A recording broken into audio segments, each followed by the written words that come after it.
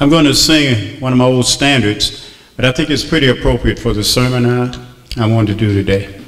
The anchor holds. Turn that up, please. Please turn that up. I got to hear that. Yeah.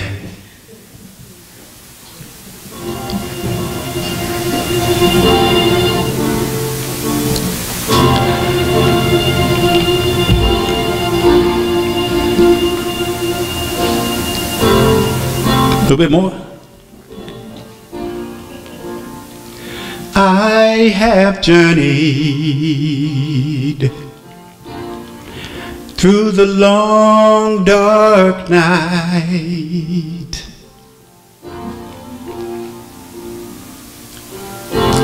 out on the open sea.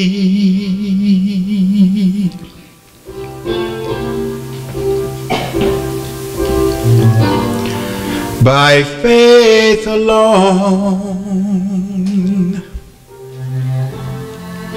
the sight it was unknown, and yet his eyes were watching me. The anchor holds, though the ship is battered. The anchor holds,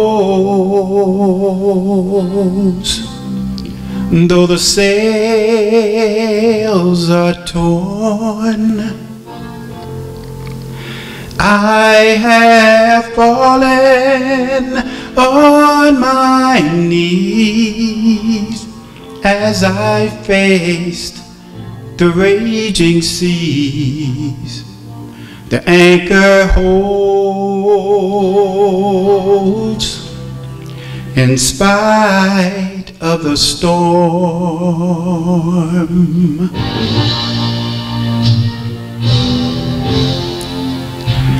I've had visions, and I've had dreams. I've even held them in my hand.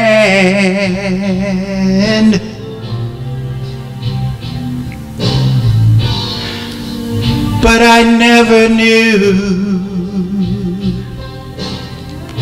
that they would slip right through, like they were only grains of sand. The anchor holds, though the ship is battered. The anchor holds, though the sails are torn. I have fallen on my knees as I faced the raging seas. The anchor holds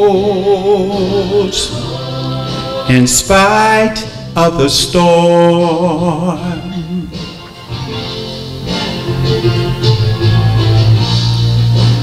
I have been young,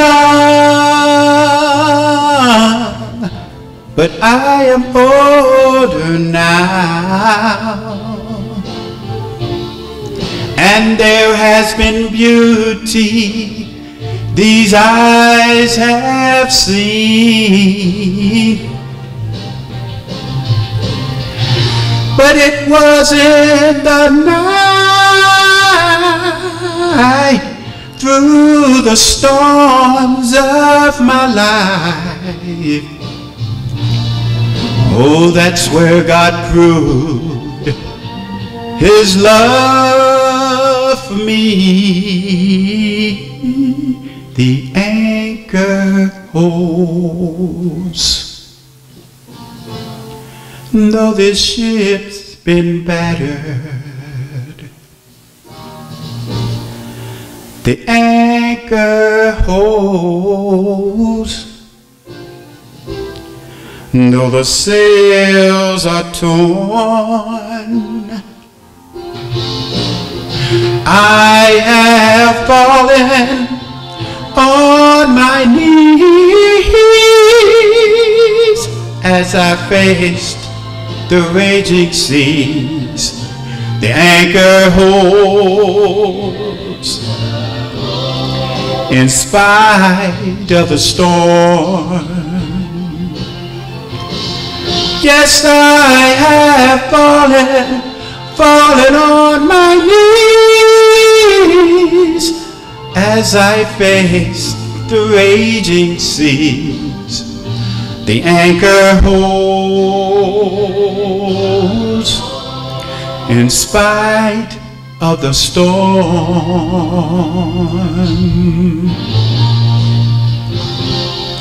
Thank you, Lord.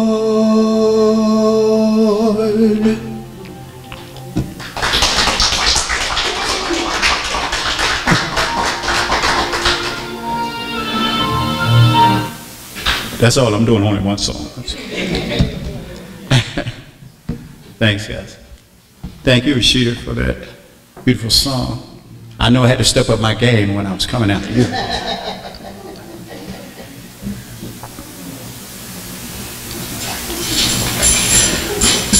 God is after something in all of us. And until he gets that something, our lives can be pretty stormy. Now, please don't misunderstand me now. I mean, God is not bent over us in heaven, throwing down lightning bolts at the base of our heels, trying to bully us into walking the straight and narrow. Far from it. Sometimes people interpret the dealings of God in their lives as something negative and unfair. They get the notion that God has them in a chokehold position, tapping his foot, just waiting for them to yell, "Uncle!" But that is not the case at all. Many other times God grieves over our willful and stubborn ways. He allows us to make our own choices. And then he watches from a distance with eyes of compassion and a heart that breaks when we make the wrong choices. He longs for us to recognize that we are helpless, totally undone without him. What we must all come to terms with is that God is always in the process of refining and consecrating us as his sons and daughters, conforming us into the express image of himself, as told in Hebrews, the 12th chapter. Let's go there. Hebrews 12.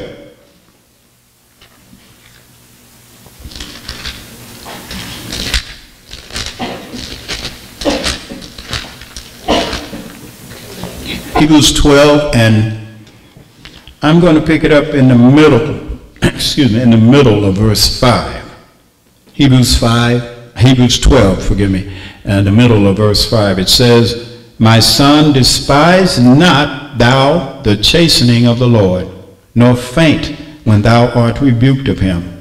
For whom the Lord loveth, he chasteneth, and scourgeth every son whom he receiveth."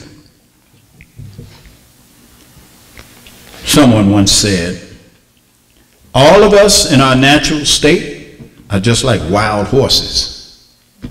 And until we are completely broken, we are incapable of being fully used by God.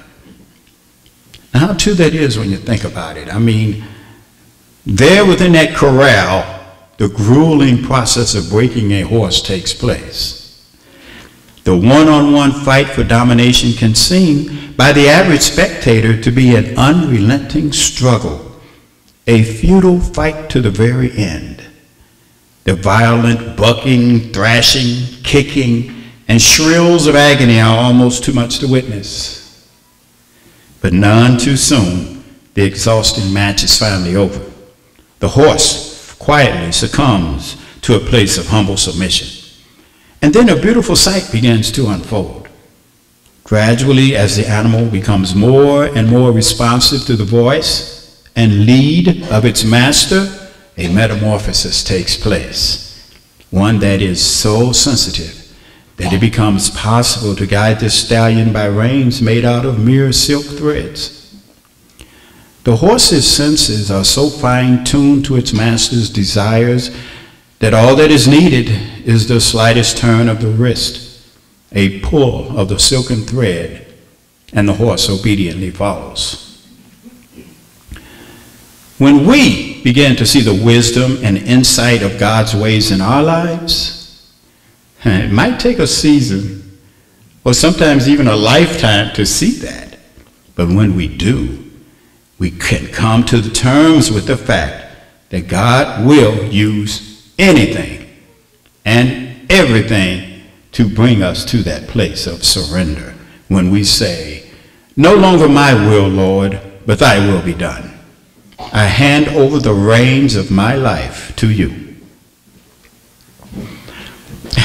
I've learned the hard way that it is usually the war of the wills portion of my own life where the most severe and intense battles have taken place.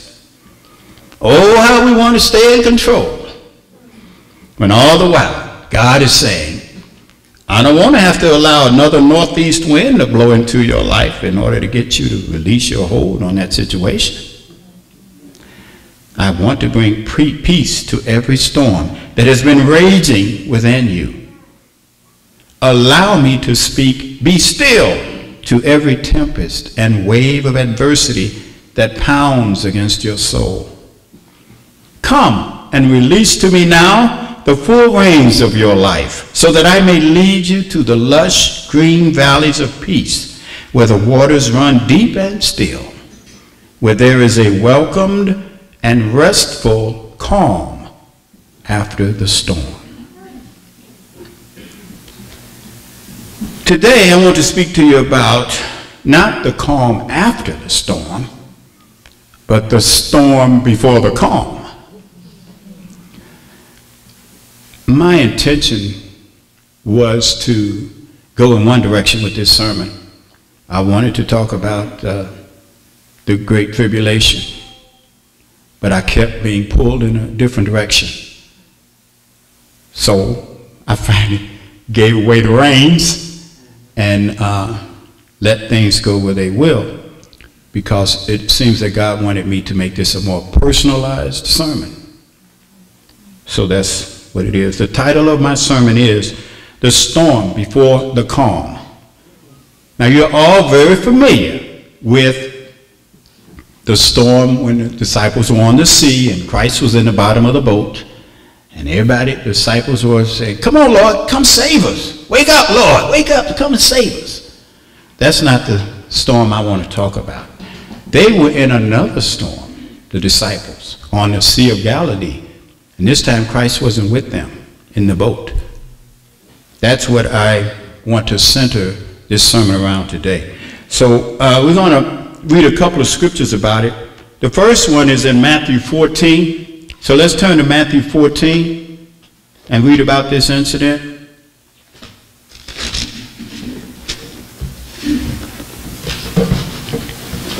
Give us a background of what occurred at this time. Matthew 14, and I will begin reading in verse 15. Matthew 14, 15. And when it was evening, his disciples came to him saying, "This is a desert place, and the time is now past.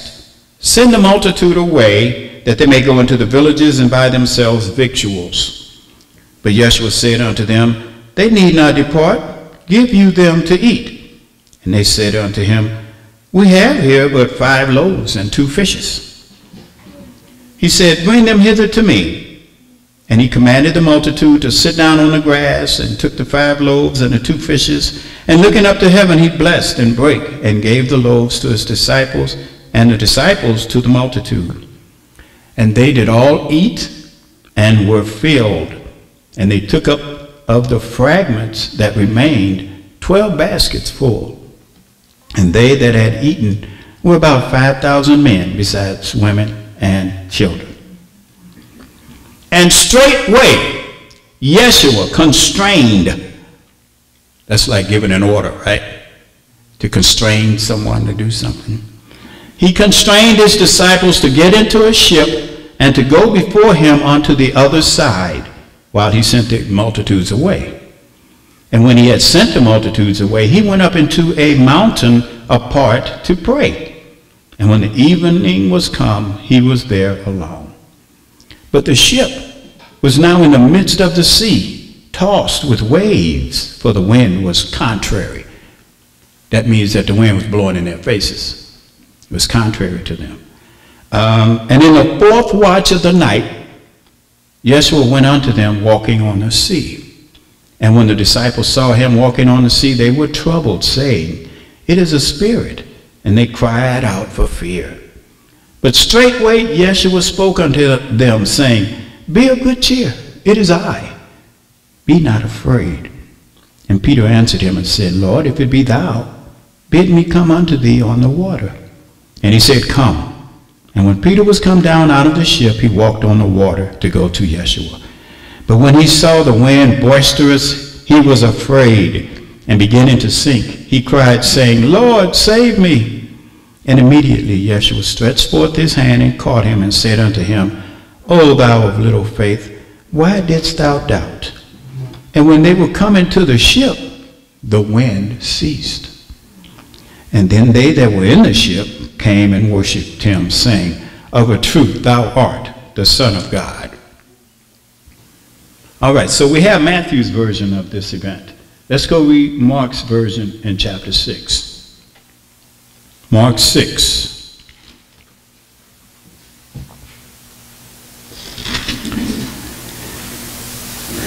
So I'm going to skip the feeding of the 5,000. I just wanted to set the place and time for you guys so you know when this was happening.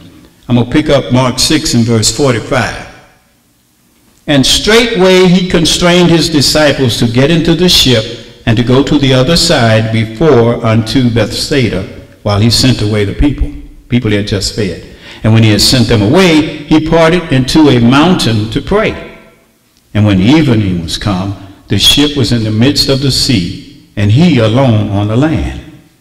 And he saw them toiling and rowing, for the wind was contrary unto them. And about the fourth watch of the night he cometh unto them walking upon the sea, and would have passed by them. But when they saw him walking upon the sea, they supposed it had been a spirit, and cried out. For they all saw him, and were troubled. And immediately he talked with them, and said to them, Be of good cheer, it is I, be not afraid. And he went up unto them into the ship, and the wind ceased. And they were so amazed in themselves beyond measure, and wondered. For they considered not the miracle of the loaves, for their heart was hardened. They still hadn't figured it out. Anyway, our Lord had just performed probably his biggest miracle yet, the feeding of the 5,000 with the loaves and the fishes. Now, John's rendering of this incident tells us that after this miracle, the crowd wanted to make him king. Let's go read that in John 6. John 6, and I'll pick it up in verse 15. This is after he had fed the 5,000. When Yeshua therefore perceived that they would come and take him by force to make him a king, he departed again into a mountain himself alone. And when even was now come, his disciples went down unto the sea, and entered into a ship, and went over the sea toward Capernaum. And it was now dark, and Yeshua was not come to them. And the sea arose by reason of a great wind that blew. So when they had rowed about 25 or 30 furlongs, they saw Yeshua walking on the sea, and drawing nigh unto the ship, and they were afraid. But he said unto them, It is I, be not afraid. Then they willingly received him into the ship. And immediately the ship was at the land whither they went. I don't know what that means. Kind of means like, and they were already in land. I'm just saying. Anyway,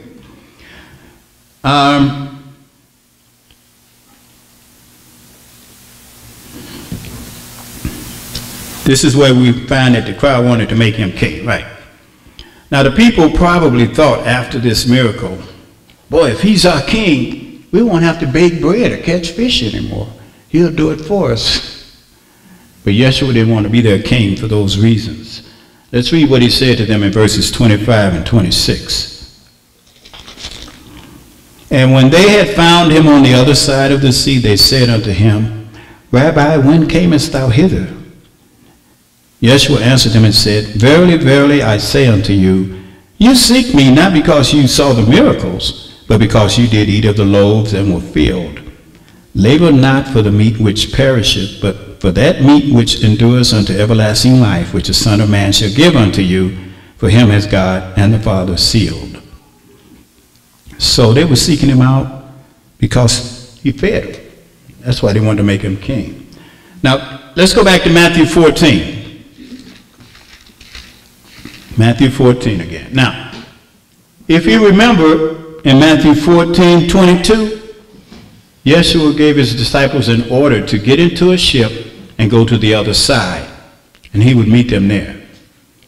Now, they did just that, but they weren't ready for what happened next.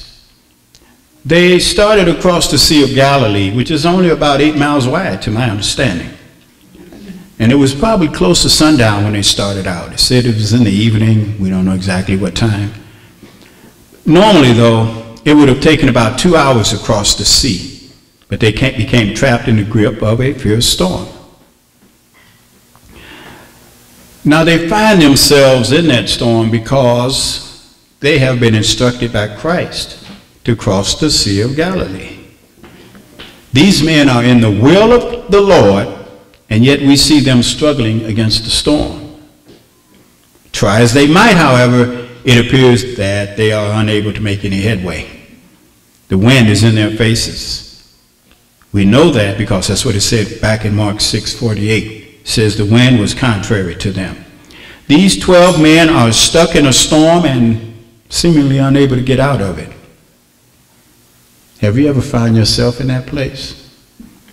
Have you ever found yourself stuck in one of life's storms, and no matter how hard you try, no matter what you do, it seems that you cannot make any headway?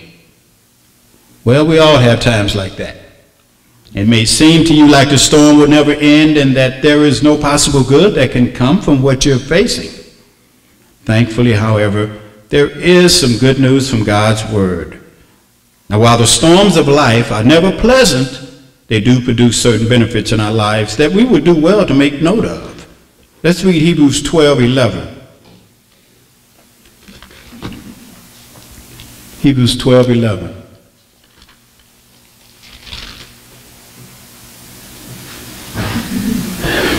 It says, Now no chastening for the present seems to be joyous, but grievous. Nevertheless, afterward it yields the peaceable fruit of righteousness unto them which are exercised thereby. So there are certain benefits in the chastening and the storms that come in our lives. Okay, now Yeshua sees the storm too. I want us to look at that. Mark 6:48.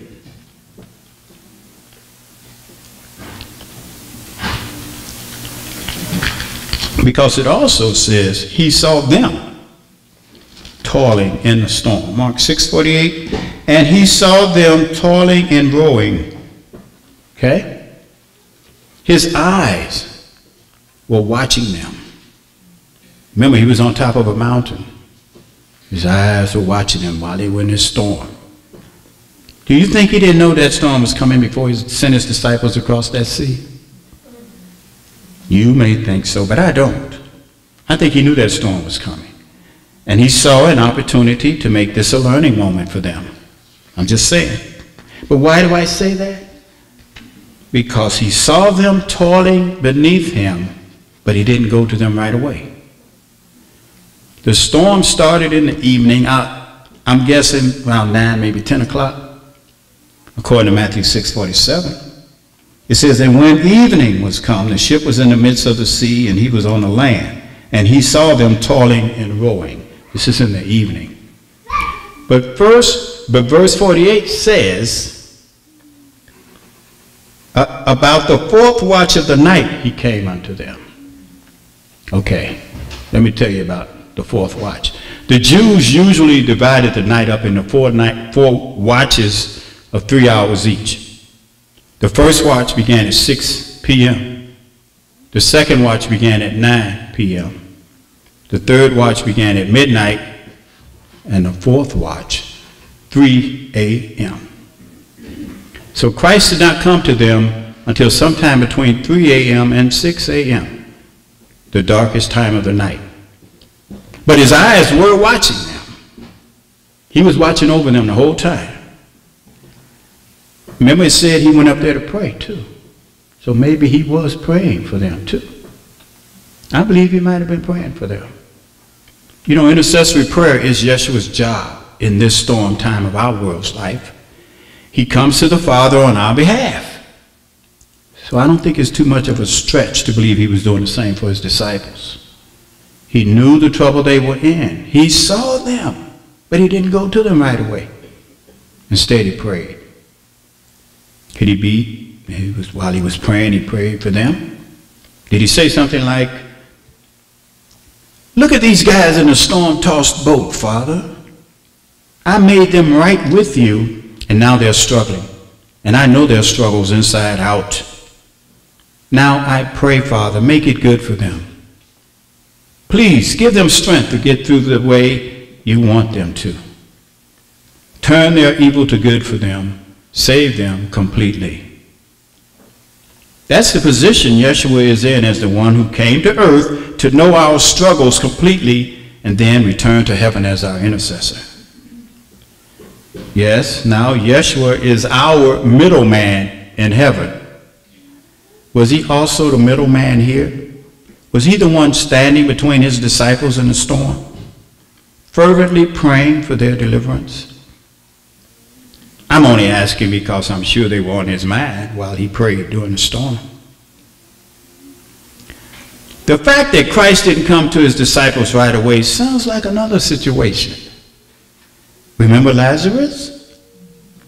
According to John 11:6, Lazarus was sick for 2 days. And in verse 17, in his grave for 4 days before Christ came and resurrected him.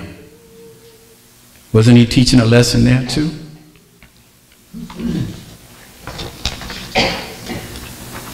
Okay, so Christ let his disciples toil for, I don't know, 6 hours maybe or more in that storm before he came to them. They had been toiling and rowing for a good 6 or more hours, but they were only about halfway across, fighting for their lives, thinking they could go down in the storm when Yeshua comes walking to them on the water. You may be struggling in darkness this evening and wondering where Yeshua is. You may be facing some of the darkest days of your life right now. Let me remind you that our God is ever with you by reading to you Hebrews 13:5. Hebrews 13:5.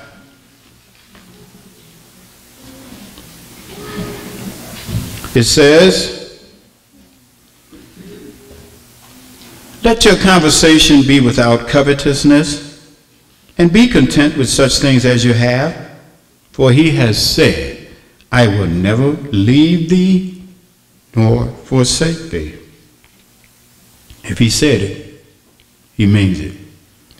Let me also remind you that even in the darkest hours of life, God is still God, and he is still in control of your life. Let's go to 1 Kings. 1 Kings, the 8th chapter.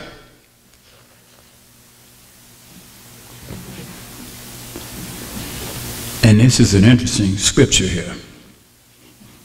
1 Kings 8, verse 12 says, "Then spake Solomon, the Lord said that he would dwell in the thick darkness."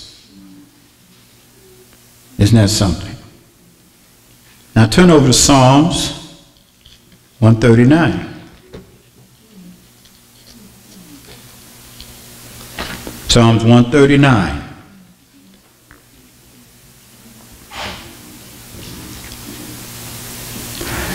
And in verse 11, hear what David says. If I say, surely the darkness shall cover me, even the night shall be light about me, yea, the darkness hides not from you, God, but the night shines as the day.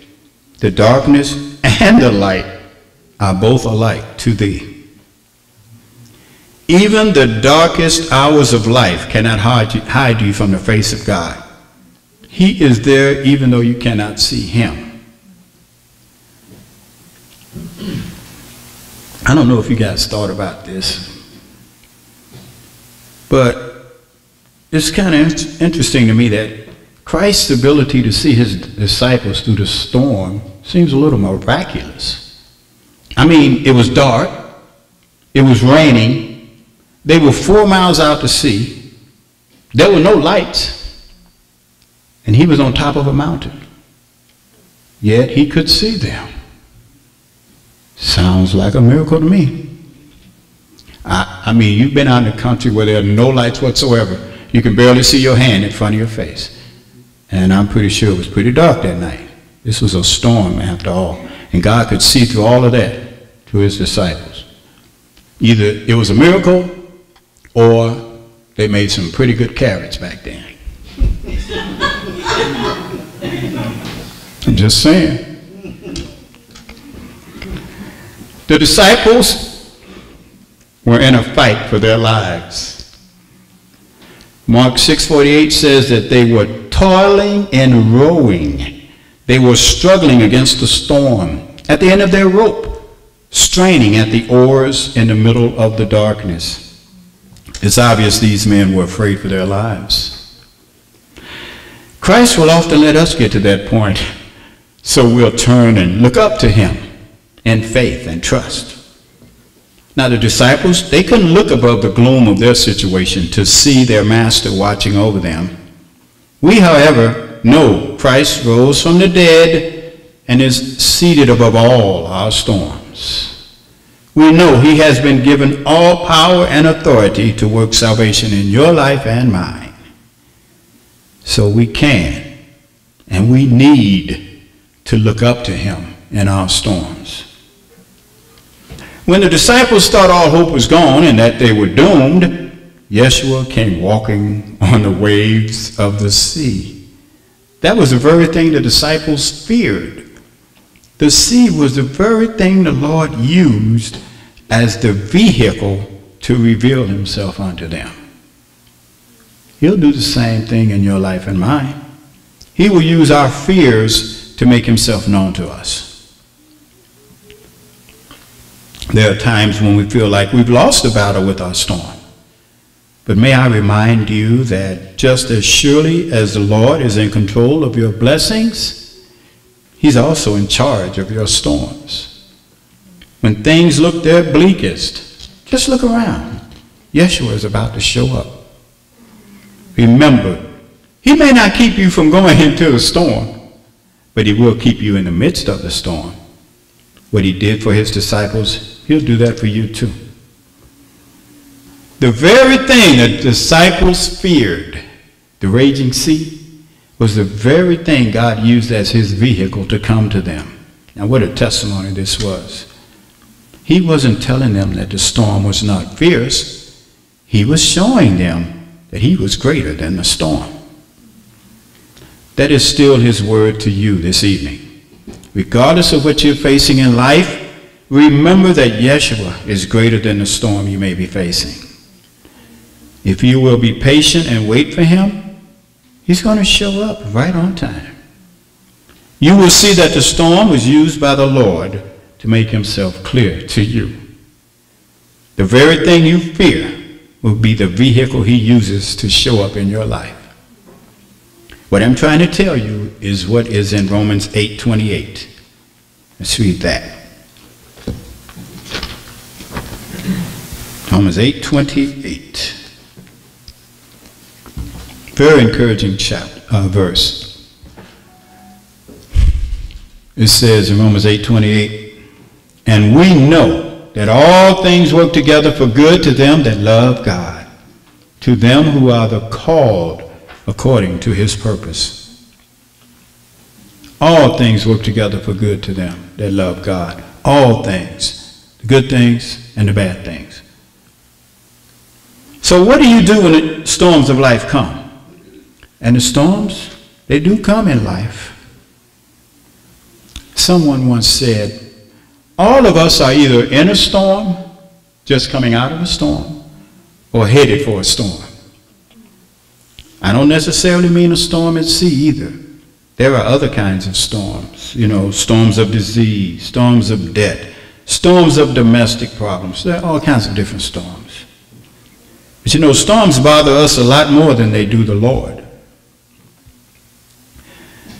We can learn to be like him. And perhaps we could also learn from the children. A little girl walked to and from school daily. Now, though the weather that morning was questionable and clouds were forming, she made the daily walk to her elementary school. Now, as the afternoon progressed, the winds whipped up along with thunder and lightning. The little girl's mother, concerned that her daughter would be frightened as she walked home from school, and she herself feared that the electrical storm might harm her child. Following the roar of thunder, lightning, like a flaming sword, cut through the sky. At that moment, she made her decision. Full of concern, she quickly got into her car and drove along the route to her child's school. As she did so, she saw her little girl walking alone. But at each flash of lightning, the girl would stop, look at the streak of lightning, and smile. When the mother's car drew up beside the child, she lowered the window and called to her, "What are you doing? Why do you keep stopping every time the lightning flashes and smiling?" The child answered, "I'm trying to look pretty because God keeps taking my picture."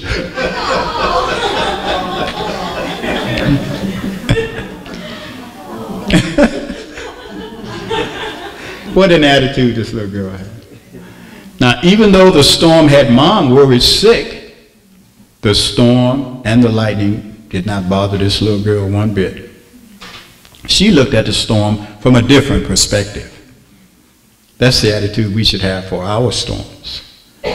Now, okay, it can get hard sometimes. I know that we're only human after all, right? But all we need to do is remember that Yeshua is always there, waiting to embrace us and help us to endure. There are three things we can learn about the storms of life and why we have them. The first thing is, reason for a storm can be, it can mean we are out of the will of God. Case in point, Jonah. God said, "Arise, go to Nineveh." But Jonah rose up to flee unto Tarshish from the presence of the Lord. But what did the Lord do? He sent out a great wind. He sent a storm not to do Jonah harm, but to turn him around. It was an act of grace and mercy. When we get out of God's will, he often sends storms into our lives, not to do us harm, but to turn us around. And that's exactly what happened at the end of the story. He was able to turn Jonah completely around. A second reason for storms in our lives is that we are in the will of God. Now that may sound like a contradiction, but no, it isn't. Paul at Philippi was beaten and put in prison for being in the will of God. So we need to be careful when we try to interpret why people are going through storms and struggles. Remember our Savior on a hill called Mount Calvary? Nails in his hands and feet, a crown of thorns on his head. Why? Because he was in the will of his Father. Yeshua's disciples were in the storm because Yeshua instructed them to get into a ship and cross the sea. The trip was his idea. They were in the will of God. A third reason for storms in our lives is that we as God's chosen people are examples of faithfulness to God. Case in point, Job. Satan said, if you will send some storms in his life, he won't be faithful to you. Tear down that hedge and let me at him. Job lost his cattle, his children, his wealth, his health, and still he said, though he slay me, yet will I trust him. Now, I'm not going to deal with this now, but let me ask this one question. Is it possible to have faith without that faith being tested? I don't think so. In fact, I say count on the test. Now, God will test our faith. He said that he will test us. And remember what I said before. God does not tempt you. He tests you.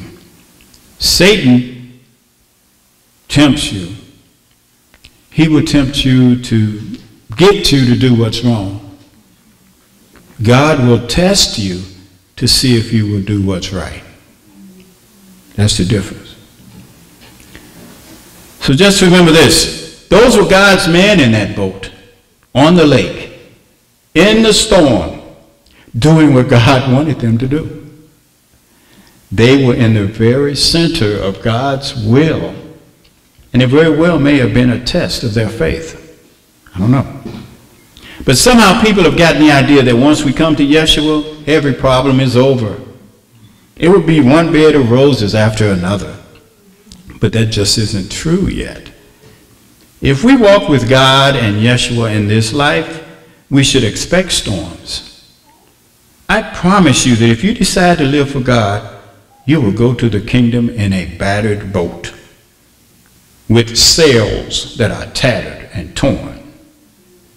But as long as the anchor holds, you'll make it to the other side in spite of the storm, because Christ will ride out that storm with you.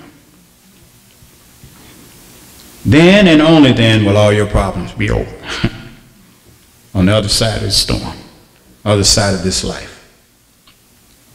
You will experience the same tears all men experience in this life, and you will experience some added tears that many do not, because you love, trust, and obey God. If we're going to experience trials when we walk with God, then how are we different from those who do not walk with God? They experience trials too. Well, for one thing, in the midst of our winds and waves, we can discern God's purpose for us. We can turn the question, why did this happen to me, to how is God going to use this for my good? In the midst of the storm is the presence of God. There are some lessons you simply cannot learn about yourself and your Lord except in a storm. One thing we must learn is how much we need him. A little boy watched the evening news and, being frightened, said his prayers before going to bed. He said, "Dear God, please don't let anything happen to you, because if it does, we've had it." There are a lot of adversities out there, and they are there as lessons we should learn. I walked a mile with pleasure, she chatted all the way, but left me none the wiser for all she had to say. I walked a mile with sorrow, and not a word she said, but oh, the things I learned from sorrow when sorrow walked with me. It is true, we are enlarged when we are in distress. That's where our growth comes. Faith, like film, is developed best in the dark. Now, I don't know why that is, but it is true. The plan of God for your spiritual growth and mine includes storms and trials. Earlier, I gave you 3 possible reasons God puts us in a storm. I want to make it 4. God may put us in a storm to discover our give-up point. The disciples were in the boat, toiling and rowing for hours, and it had gotten almost nowhere. Now, I wouldn't be surprised if at times they felt like giving up. It's a fact of life that sooner or later, all of us want to quit. There's not a person among us who has never experienced the desire to quit in some endeavor or activity. You've heard that old cliche, when the going gets rough, the tough get going, or when the going gets tough, the tough get going. Sometimes when the going gets tough, some of us want to find the nearest exit. We want to quit.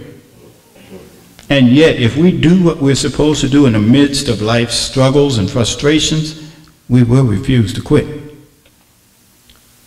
Now, what does Yeshua do when we are in the storm? I can think of 4 things. First thing, he prays. Yeshua went up to a mountaintop alone after sending his disciples out into the sea. Why? He went up there to pray. For what? I don't know. His disciples, maybe? Just asking. Second thing he does, he sees us and he watches over us. From that mountaintop, Yeshua had what to him was a perfect vantage point. He saw the clouds as they began to roll and boil. He saw the sea as the waves began to rise. And he saw the disciples rowing desperately.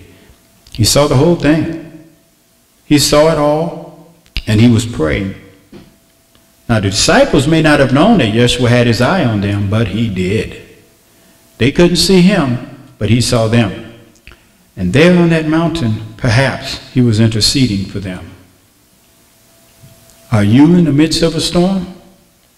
If so, you can say, his eye is on the sparrow, and I know he watches me. Yeshua is watching over you, and he is praying for you. He was watching over his disciples. He knew where they were. He knows where you and I are too. Third, what else does Yeshua do when we're in a storm? He comes to us. He came to his disciples. He came walking on the very thing that was their problem, the sea. Why was he walking on the water? Well, it wasn't just theatrics, I'm sure. He wanted to teach them and us that whatever is over our heads is already under his feet. But notice, he didn't come until the 4th watch. Why? Was it really a test of their faith? Did you ever notice how God brings us to the edge but does not allow us to be taken over the edge? Is he testing our faith? Because he can come to us way before that, I'm sure. But just at the right moment, he arrives. Whatever storm comes our way, Yeshua will be there. He'll be there. If he doesn't deliver you out of the storm, he will deliver you through the storm. He will ride out the storm with you. The 4th thing Yeshua does when we're in the storm is he speaks to us. Let's go back to Matthew 14.